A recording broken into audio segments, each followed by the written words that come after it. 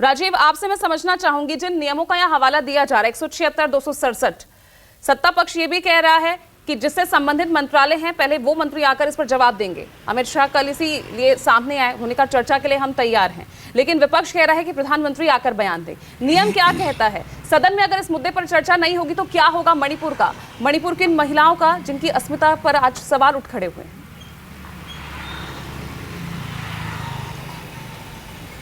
देखिए, राज्यसभा में जो टकराव हुआ वो 267 और 176 नियम को लेकर के हुआ। एक में पूरे दिन की चर्चा होती है, सारे राजनीतिक दलों के लोग बात करते हैं, एक शॉर्ट ड्यूरेशन होता है, 2.5 घंटे की चर्चा होती है। इसको लेकर के पेज फंसा हुआ। दूसरा जो सबसे महत्वपूर्ण ये है कि विपक्ष की मांग है कि प्रधानमंत्री इस पर जवाब दें। मुझे नहीं लगता कि सरकार इसके लिए तैयार होगी। गृह मंत्री ऑलरेडी सदन में बोल चुके हैं कि वो चर्चा के लिए तैयार है और गृह मंत्री इस पर जवाब देने के लिए भी तैयार है। दूसरी बात यह है कि दोनों सदनों में जो गतिरोध है वो आपने देखा कि पिछले सेशन में अडानी के मुद्दे पर विपक्ष हमलावर रहा। सरकार ने कोई जवाब सदन के भीतर दिया नहीं, चर्चा हुई नहीं और वो सत्र धुल गया। ठीक उसी तरह से विपक्ष को लगता है कि प्रधानमंत्री नरेंद्र मोदी और उनकी सरकार को 2024 के पहले घेरने का एक अच्छा मौका मानसून सत्र में मणिपुर के रूप में मिला है और इसका पूरा पुरजोर तरीके से इस मुद्दे को उठाया जाए और इसका पुरजोर इस्तेमाल सियासी तौर पर और प्रधानमंत्री और मोदी और उनके मंत्री और भाजपा को घेरने में किया जाए। दूसरी तरफ सरकार की ऐसी कोशिश है। देखिए, जब सरकार जिन विषयों पर असहज होती है, जिन विषयों पर सरकार को मुश्किल होता है सवालों का जवाब देना, उसमें वो अपने डिफेंड के लिए ऐसे रास्ते अपनाती है कि सांप भी मर जाए और लाठी भी न टूटे, चर्चा भी हो जाए और बहुत ज़्यादा इसकी चर्चा न भी हो, संसद में चर्चा हो जाए। सरकार अपनी तरफ से पक्ष दे रही।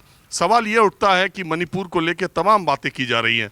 बीजेपी ने की रणनीति, और ये रणनीति प्रधानमंत्री नरेंद्र मोदी ने ही मणिपुर पर जब पहली बार चुप्पी तोड़ी इन 76 दिनों में पहली बार जब चुप्पी तोड़ी तो मणिपुर का नाम लेते ही उन्होंने राजस्थान छत्तीसगढ़ का नाम ले लिया।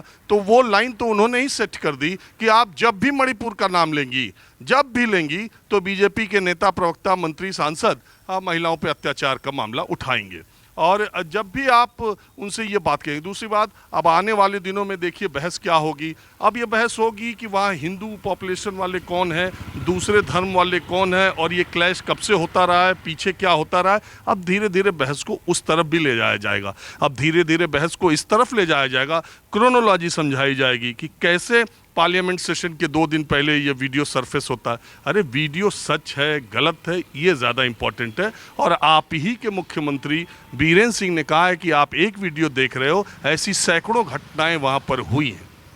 खुद ही मुख्यमंत्री ये एक्सेप्ट कर रहे हैं। तो वीडियो कब सरफेस पे आया, कब सतह पे आया, कब वायरल हुआ, इससे कोई लेना देना नहीं है। वो घटना सच है। अब उससे उस वीडियो ने प्रधानमंत्री का मणिपुर की तरफ ध्यान दिलवाया, उनका बयान दिलवाया। ये उस वीडियो की महत्ता, सोशल मीडिया की इंपॉर्टेंस समझ में आती है। लेकिन इस आधार पर महिलाओं के खिलाफ अत्याचार और मणिपुर को एक जोड़ा नहीं जा सकता।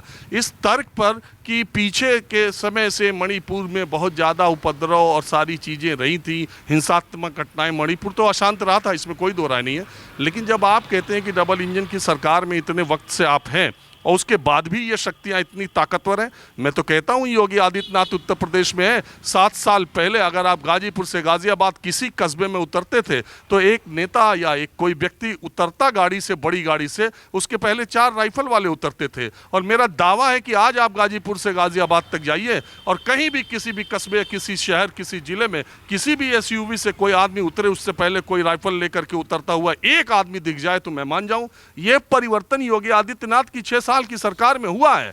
6 साल की सरकार का ये असर होता है। अब आप बार बार अखिलेश यादव की सरकार, उस योगी आदित्यनाथ ने ये करके दिखाया है, तो सीधे सीधे ये फेल्योर है मणिपुर के बीजेपी गवर्नमेंट का जो वहाँ पर हो रही है। उसको पीछे पीछे की बातों को ले जाने की बात नहीं है।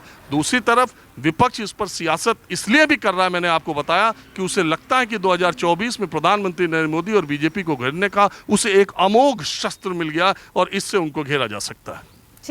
ठीक है राजीव, अब राजनीतिक मेहमानों का मैं रुख कर लेती हूँ। आप देख रहे हैं हमारे साथ तमाम दलों से यहाँ पर जुड़ गए हैं नेता लोग और प्रवक्ता।